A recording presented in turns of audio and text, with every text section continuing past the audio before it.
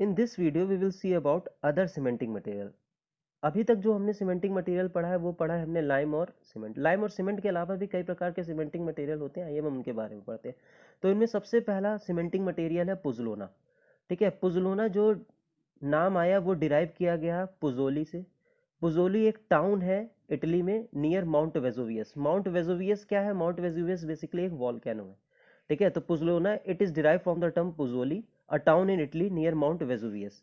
ठीक है, तो ये कैसे कैसे हम पुजलोना को इससे हम कोरिलेट कर रहे हैं। देखिए, जो पुजोली में जो सैंड मिलती थी, ठीक है, जो पुजोली में सैंड मिलती थी जिसको हम वॉल्केनिक डस्ट भी कहते हैं, तो जब वो लाइम से मिक्स होती थी तो उनमें सीमेंटिंग प्रॉपर्टी आ जाती थी।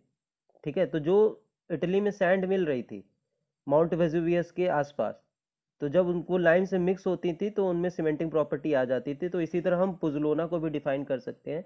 तो पुजलोना को हम कहते हैं, पुजलोना एक प्रकार का सिलीशियस मटेरियल है। सिलीशियस मटेरियल मतलब कि उसमें SiO2 है, जिसकी कोई खुद की सीमेंटिंग प्रॉपर्टी नहीं होती, लेकिन जब वो लाइम से रिएक्ट करता है इन प्रेजेंस ऑफ वाटर तो वो कंपाउंड फॉर्म कर लेते हैं जिनकी बाइंडिंग प्रॉपर्टी डेवलप हो जाती है। तो पुजलोना में भी defined as siliceous material while itself possessing no cementitious property and in finely divided form reacts with water and lime at normal temperature to form compounds of low solubility having cementitious property। Clear है? तो मैं फिर से बताना चाह रहा हूँ कि पुजलोना एक प्रकार का सिलीशियस मटेरियल है, यानी कि इस सिलीशियस मटेरियल का मतलब है उसमें सिलिका प्रेजेंट है जिनकी खुद की कोई भी सीमेंटियस प्रॉपर्टी नहीं होती, लेकिन जब ये लाइम से रिएक्ट कर जाते हैं इन प्रेजेंस ऑफ वाटर तो ये कंपाउंड फॉर्म कर लेते हैं जो कि जिनकी सॉल्युबिलिटी बहुत कम होती है लेकिन उनके पास सीमेंटिंग प्रॉपर्टीज होती है। क्लियर है? और इसमें जो सिलीशियस मटेरियल या तो पुजलोना जो सिलीशियस मटेरियल है, इसमें जो सिलिका मिल रहा है वो आपका अमॉर्फस सिलिका होता है, या तो कह सकते हैं नॉन क्रिस्टलाइन सिलिका होता है या तो ग्लासी सिलिका होता है। ठीक है, क्रिस्टलाइन सिलिका नहीं होता है, नॉन क्रिस्टलाइन सिलिका होता है। और मैं एक चीज और बताना चाह रहा हूँ कि जो नॉन क्रिस्टलाइन सिलिका होता है these are highly reactive than crystalline silica. Clear है? Non crystalline silica are highly reactive than crystalline silica. Cement के पहले हम लाइम और पुजलोना का इस्तेमाल करते थे कंक्रीट में, लेकिन जब सीमेंट का इन्वेंशन हो गया तो पुजलोना यूज करते हैं हम सीमेंट का एज अ रिप्लेसमेंट, यानी कि कुछ पार्ट सीमेंट को रिप्लेस करके हम उसमें पुजलोना ऐड कर देते हैं। तो इसके एडवांटेज क्या है? तो अगर हम इसके एडवांटेज की बात करें तो सबसे पहला तो इकोनॉमी। ठीक है, यानी कि इकोनॉमिकल होगा, पुजलोना का यूज करना बेसिकली कंक्रीट में इकोनॉमिकल होगा। इट इम्प्रूव्स द वर्केबिलिटी, यानी कि वर्केबिलिटी बढ़ा देते हैं कंक्रीट की। It helps in the reduction of bleeding and segregation, bleeding and segregation reduce कर देते हैं। और ब्लीडिंग एंड सेग्रीगेशन जो फिनोमिना है वो फ्रेश कंक्रीट के फिनोमिना है, हार्डन कंक्रीट के नहीं है। These are phenomena of fresh concrete.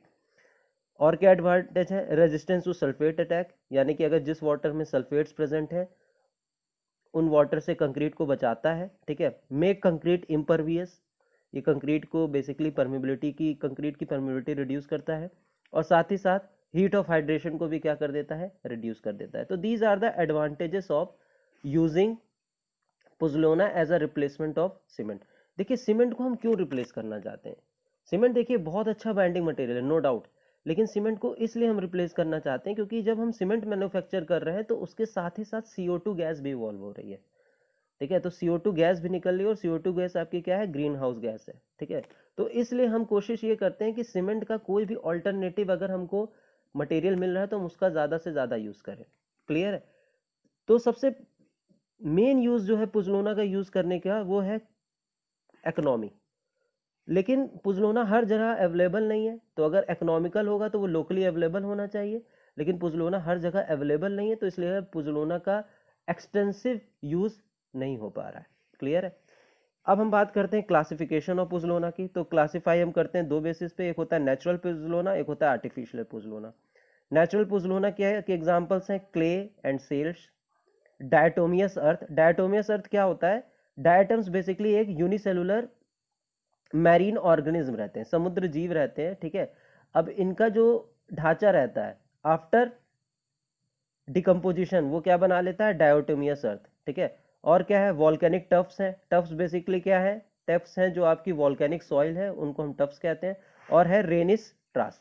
अगर हम आर्टिफिशियल पुजलोना की बात करें तो आर्टिफिशियल पुजलोना के एग्जांपल है फ्लाई ऐश, सिलिका फोम, सुर्खी, राइस हक्स ऐश और ground blast furnace slag. These are the example of artificial pozzolana. अभी हम आर्टिफिशियल पुजलोना के बारे में एक एक करके डिटेल में भी जानेंगे, ठीक है। अब हम बात करते हैं एक्टिविटी ऑफ पुजलोना कि यानी कि जो भी पुजलोनिक एक्शन है वो कैसे डेवलप होता है, यानी कि जो भी एडवांटेज ऑफ पुजलोना हमने पढ़ा अभी वो कैसे डेवलप होते हैं। तो हम बात करते हैं एक्टिविटी ऑफ पुजलोना की। तो सबसे पहले आप ये समझिए कि जब भी हाइड्रेशन ऑफ सीमेंट होता है, यानी कि जब भी सीमेंट वाटर से रिएक्ट करती है तो वो CSH जेल बना लेती है, यानी कि कैल्शियम सिलिकेट हाइड्रेट प्रोडक्ट बना लेती है। उसी के साथ साथ वो लाइम भी प्रोड्यूस करती है, ठीक है, वो लाइम भी प्रोड्यूस करती है। अब लाइम क्या करता है, लीच आउट होके वो सरफेस पे आ जाता है, ठीक है, यानी कि बेसिकली लीच आउट का मतलब है कि वो मिक्स से निकल के वो सरफेस पे आ जाता है, जिसके कारण कंक्रीट क्या बन जाता है, पोरस बन जाता है और उसकी परमेबिलिटी क्या हो जाती है, बढ़ जाती है, ठीक है। तो यही जो अनयूज्ड लाइम है, अनयूज्ड लाइम की वजह से कंक्रीट में बहुत सी डिसएडवांटेज प्रोड्यूस हो जाते हैं। तो इसी अनयूज्ड लाइम को हटाने के लिए हम पुजलोना का इस्तेमाल करते हैं। कहने का मतलब है जब हाइड्रेशन, हमने क्या किया, सीमेंट को थोड़ा रिप्लेस करके उसमें पुजलोना मिला दिया, तो जब सीमेंट का हाइड्रेशन हुआ तो लाइम प्रोड्यूस हुआ, ठीक है। अब क्या करेगा, जो पुजलोना में सिलिका है वो लाइम से रिएक्ट कर जाएगा इन प्रेजेंस ऑफ वाटर, और वो भी क्या फॉर्म कर लेगा, कैल्शियम सिलिकेट हाइड्रेट प्रोडक्ट। और ये जो होते हैं ये बेसिकली स्ट्रेंथ और ड्यूरेबिलिटी प्रोवाइड करते हैं कंक्रीट को। क्लियर है। तो मैं फिर से बोलना चाह रहा हूं कि जो अनयूज लाइम है, कहने का मतलब है जो हाइड्रेशन ऑफ सीमेंट के बाद जो लाइम प्रोड्यूस हो रहा है वो कंक्रीट में डेट्रीमेंटल इफेक्ट प्रोड्यूस करेगा। अब उस लाइम को हमें हटाना है तो हम क्या करते हैं, कुछ सीमेंट का पोर्शन रिप्लेस कर देते हैं पुजलोना से। तो जब हाइड्रेशन ऑफ सीमेंट हुआ तो आपका CSH जेल फॉर्म हुआ हाइड्रेशन ऑफ सीमेंट के दौरान, तो साथ ही साथ लाइम भी हुआ। अब ये लाइम जो होगा, अब हम रिप्लेस किए थे सीमेंट को, कुछ पार्ट ऑफ सीमेंट को पुजलोना से, ठीक है। तो अब जो पुजलोना का सिलिका जो पुजलोना का सिलिका होगा वो इस लाइम से रिएक्ट करके CSH जेल बना लेगा।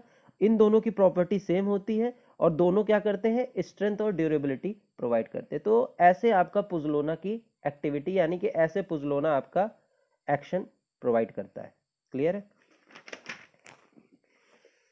अब अगर हम बात करें कितनी ऑप्टिमम अमाउंट होनी चाहिए, तो अगर हम optimum amount of pozzolana as a replacement of cement में नॉर्मली रेंज बिटवीन 10 to 30%, यानी कि हम 10 से 30% सीमेंट को रिप्लेस कर सकते हैं और उसमें पुजलोना ऐड कर सकते हैं। And may be as low as 4 to 6% for natural pozzolana. यह आपकी आर्टिफिशियल पुजलोना की थी और ये आपकी रेंज नेचुरल पुजलोना की है।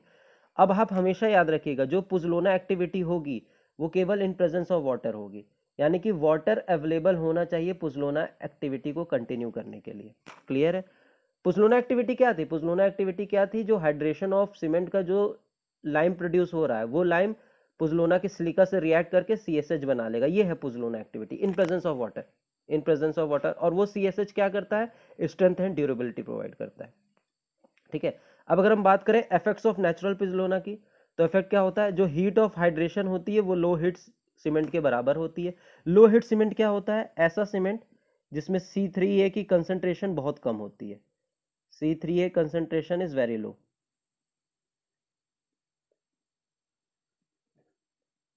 ठीक है। Heat of hydration is same as low heat cement, ठीक है।